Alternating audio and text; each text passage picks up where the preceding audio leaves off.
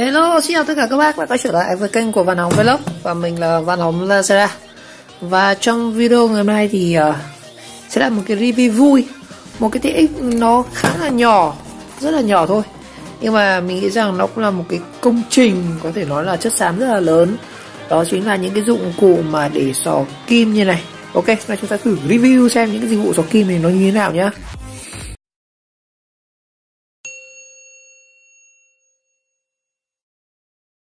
Ở đây thì mình có hai bộ.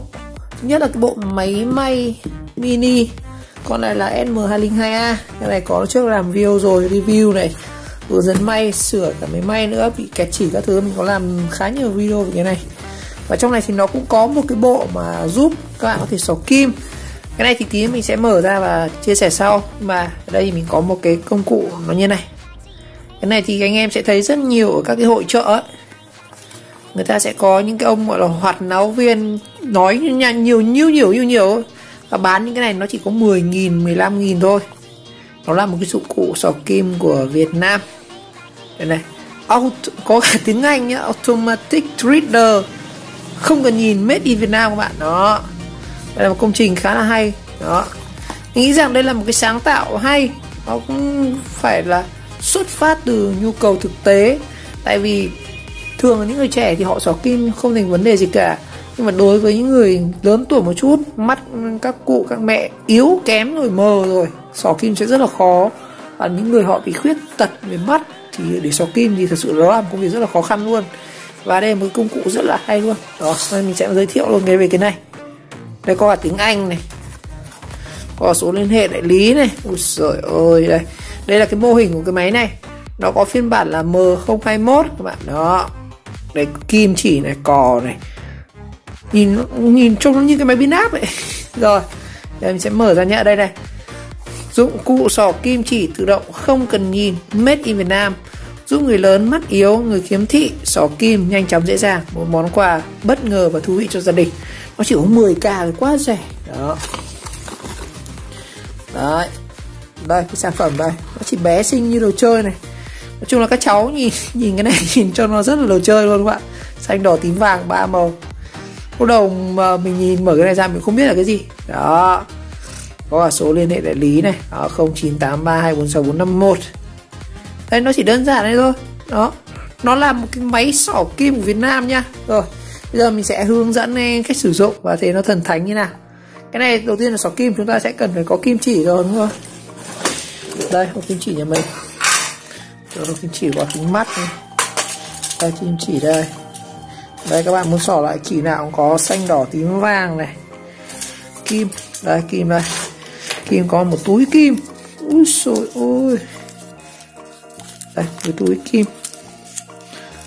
Đây là chị em khô vá chắc cần những cái này.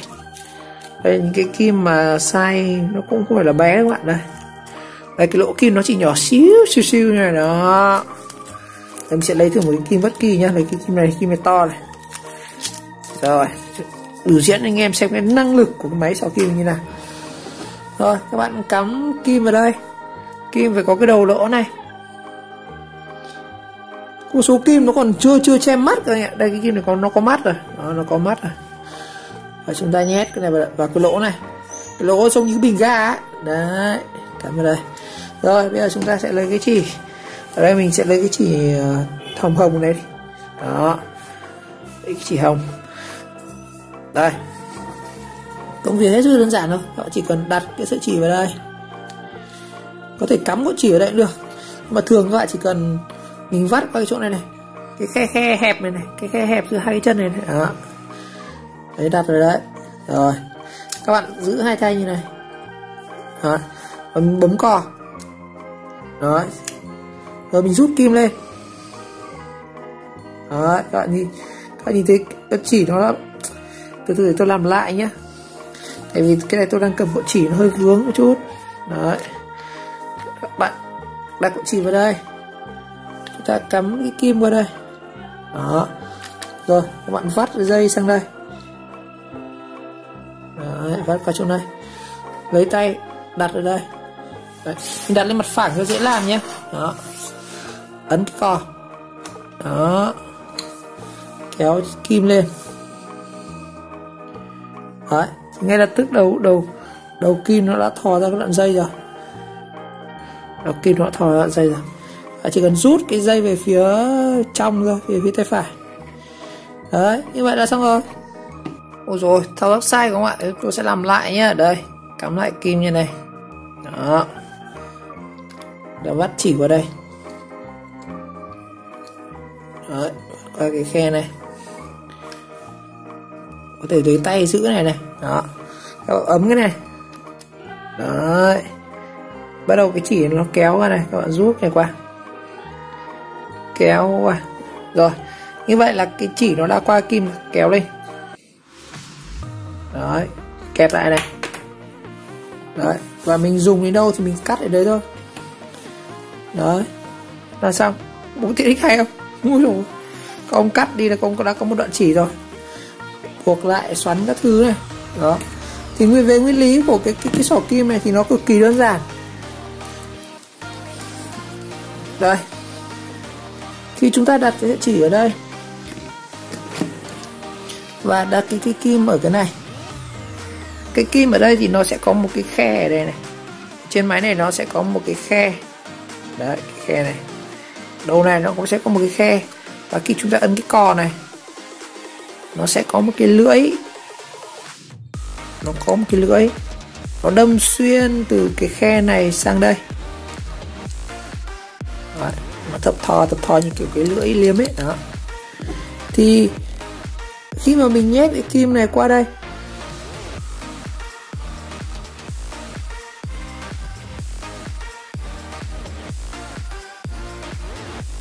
kim này thì người ta thiết kế để là mình có thể chỉ thể nhét được theo cái chiều mà nó dẹt kim thôi. Đó, tức là nó cái lưỡi nó dẹt như này. Nếu các bạn để ngang như này thì cái đồ kia nó bè ra nhét rất là vướng, không nhét được. Nên từ người ta nhét, người ta sẽ phải nhét vào đây. Đó. Và vắt chỉ vào đây. Vắt chỉ vào đây thì khi mình ấn cái cò này thì cái lưỡi này nó sẽ đẩy chỉ vào qua cái lỗ và đi qua kim. Đấy, nó thò ra ở đây. Thì công việc của chúng ta chỉ là cần rút cái dây này ra. Đấy. Đấy, rút cái dây này qua và kéo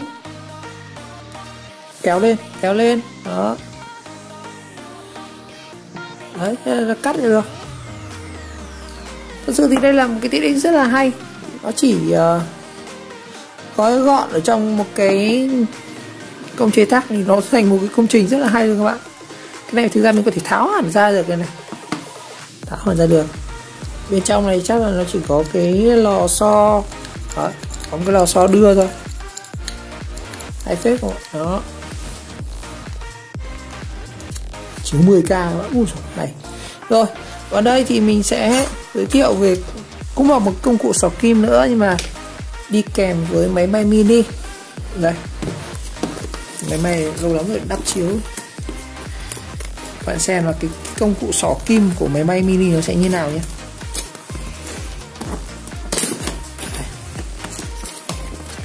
Mình mua mà lâu lắm rồi. Đây. Đây là một máy may mini.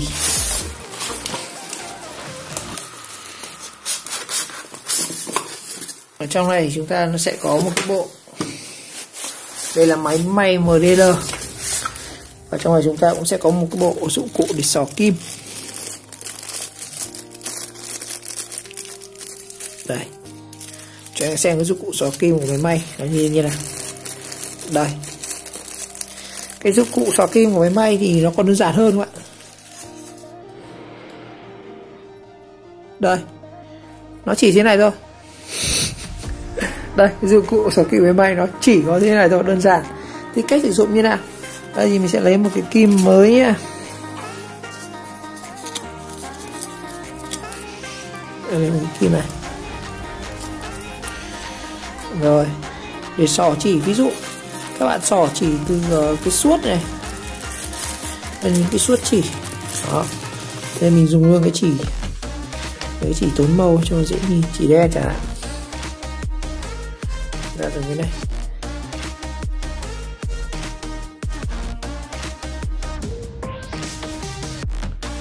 Đó. Xuyên qua và các bạn nhét chỉ qua.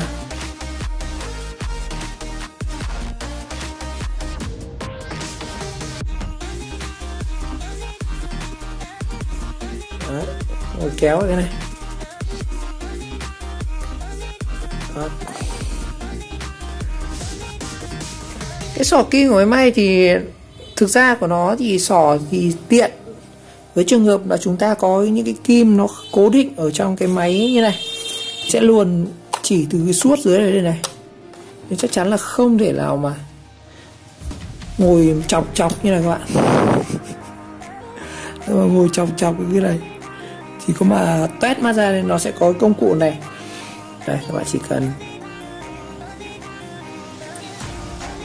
chọc cái này qua đây. Đó. Chúng ta cho chỉ này qua cái này.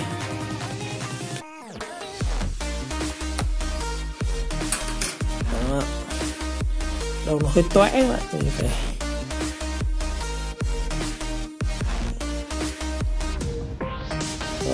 cái này chắc các cụ không dùng được các bạn. Đấy. Như vậy mình đã lò được chỉ qua cái máy may và chúng ta may một cách bình thường. Rồi, các bạn thể thấy rằng hai cái tiện ích này đều là cái công cụ giúp để chúng ta có thể xỏ chỉ với kim. Nhưng mà mình thấy rằng với cái sản phẩm của Việt Nam này nó thông minh hơn rất là nhiều. Còn cái này thì nếu mà dùng các bạn, tức là chúng ta nhỏ cái này thì bắt buộc là các bạn vẫn phải nhìn các bạn. Ví dụ những cái kim nó nhỏ nhỏ như này. Đây, kim nhỏ như này chẳng hạn, thì chúng ta vẫn phải sâu được cái này, cái móc của nó này, chúng ta phải khuyên được qua đây. Đó. Thì cái việc mà đâm cái này có khi là mình dùng chỉ có khi mình đã xỏ luôn được rồi, chứ bảo các cụ mà dùng cái này xỏ thì không lo gì, nhưng mà nó lại phù hợp hơn với cái máy may này. Đó, máy may này bị kim này nó cố định. Đó, chứ mình không thể là lắp được thêm một cái bộ này vào đây. Cái này thì nó tiện. Đó, và có muốn lắp thì ông phải dùng cái kiểu này này. Đấy, xỏ chỉ vào đây này, xong rồi vác vào đây rồi bấm. Nó kết hợp của cả hai công nghệ. Rồi, như vậy trong video ngày nay thì các bạn sẽ thấy rằng một cái sản phẩm tiện ích của người Việt Nam, một chiếc máy xỏ kim như này. Mình cũng không biết là con nhái của Trung Quốc hay là của nước nào hay không, nhưng mà thật sự đây là một tiện ích rất là hay, một cái công cụ hữu ích trong cuộc sống hàng ngày và rất là phù hợp với các chị em may vá thêu thùa, sửa chữa quần áo. Rồi một lần nữa cảm ơn các bạn đã theo dõi video clip, và nếu thấy video hay, vì các bạn nhớ like, subscribe kênh và chờ đón các video tiếp theo.